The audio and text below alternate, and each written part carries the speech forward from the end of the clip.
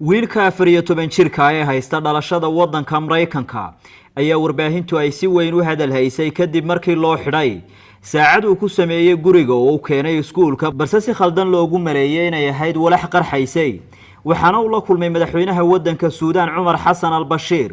Ahmed Maxamed iyo qoyskiisa waxa lagu qaabilay xarunta madaxtooyada Suudaan ee ku taala magaalada Khartoum sida uu ku waramay raadiyaha dawladdu Ahmed oo ku noolaa gobolka Texas ayaa laga saaray fasalka waxaana laga xidhay gacmaha kadib markii macalinku saacada uu sitay uu mareeyay inay ahayd bambe qarxaysay xarigiisa ayaa la cambaareeyay waxaana Blaysku meesha ay ka saareen dambiyada loo haystay aabaha wiilkaasi dhalay Maxamed Xasan al-Suufi ayaa tahriib ku galay wadanka Mareykanka waxaana uu ahaa murashax hore ula tartamay madaxweynaha Suudaan Cumar al-Bashiir oo maxkamadda dambiyada dagaalka heega ay u raadinayso dambiyo dagaal oo ka dhacay gobolka Darfur Ahmed waxa uu sheegay inuu ku faraxsan yahay inuu la kulmo madaxweynaha waxaana nidar uu ku maray inuu maalin soo noqon doono isagoo wax cusub ikhtiraacay sida ay ku warantay warbaahinta dawladdu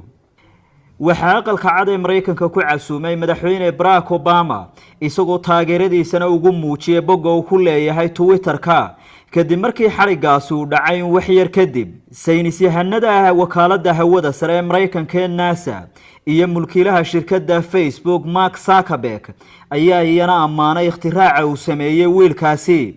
Blayska Mareykankuna waxay diideen eedaha ay u soo jeediyeen qoyska Ahmed ee ha sababta loo xidhay inay ahayd isagoo muslima dadka caanka ah uu la kulmay wiilkani u dhashay wadanka Suudaan Ahmed Maxamed ayaa waxa kale oo kamid ahaa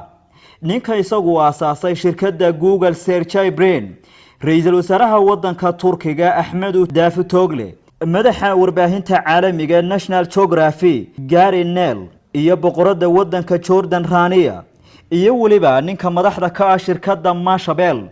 Peter Cashmore